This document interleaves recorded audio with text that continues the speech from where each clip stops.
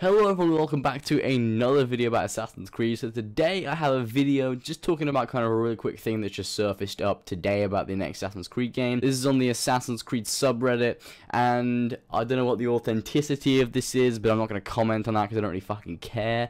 But basically, it says here that Ubisoft's Sergei Hasquet told the French newspaper Le Monde that linear narratives should be secondary and that games should be more like anecdote factories. Now, it's kind of interesting, because this is something that keeps surfacing about the new Assassin's Creed game. Like, there's a lot of stuff kind of saying that Ubisoft are like, we want little individual stories instead of a huge linear narrative, which is kind of weird because that's never what Assassin's Creed has necessarily been. It's like always been about kind of the overall story with the story arc that the main character has, and then you have the modern day protagonist as well. So, you know, I kind of find it kind of weird that they're trying to do this kind of individual quests, like kind of secondary, like more like little short stories instead. If you don't know what I mean by that, kind of think about games like Skyrim and The Witcher 3 and RPGs like that have individual quest lines and kind of in which you create your own experience as you play the game.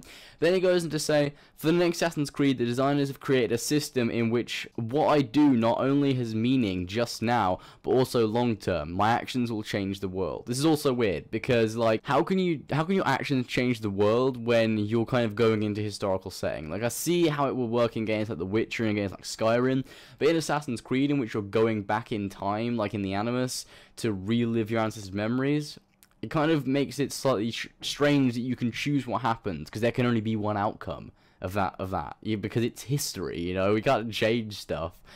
So I find that kind of weird. It doesn't really make much sense with Assassin's Creed, and it seems like Ubisoft really want to do this with their game. They're like adamant they need it in there, like we need it in our fucking game, like right now. I have no idea why, because it doesn't make any sense at all. Like, it makes no sense. It works in other games. I kind of think that cause and effect type gameplay doesn't work in Assassin's Creed because there's only one set thing that could happen in history. Like they can't change it, or else that'd be weird, and that'd be law breaking as fuck, like in terms of the world's history.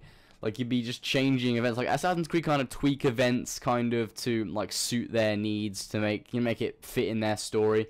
But this would be a whole new level of it. It'd just be like, this changes fucking everything. Like, this changes everything. Like, maybe if it's like small scale things, nothing too big that will change the world, but something that will kind of change your personal experience a slight bit in the game, but not in terms of story, in terms of gameplay, and that'd be better. Like, that'd be a lot better, because it'd make each player's individual experience slightly different, but it wouldn't affect the overall story at all. Whereas this thing changing the whole world and long-term consequences of your actions and stuff, it kind of just sounds weird. Doesn't really fit in an Assassin's Creed game. Not really much else I can talk about. I'm not just going to sit here repeating myself for 5 minutes. There's kind of been quite a few little bits of Assassin's Creed Empire information kind of popping up here and there. That's because we are getting closer to when I think the game will get an announcement and get an initial trailer. It's usually early in the year, like from March to May time, that we'll get some form of announcement. I really hope we get an announcement soon, because it will confirm all of our suspicions about the game, and we can start making our very first impressions on the game and jumping on that hype train and kind of doing loads more discussions and loads more like theories and stuff that will be in the game. And then obviously it'll be at E3, and then it'll be released later this year. That's what I think is going to happen. And I'm super excited to get on with everything, basically, and kind of get this game that's been very ominous for the past year, and kind of get some solid 100% news on it.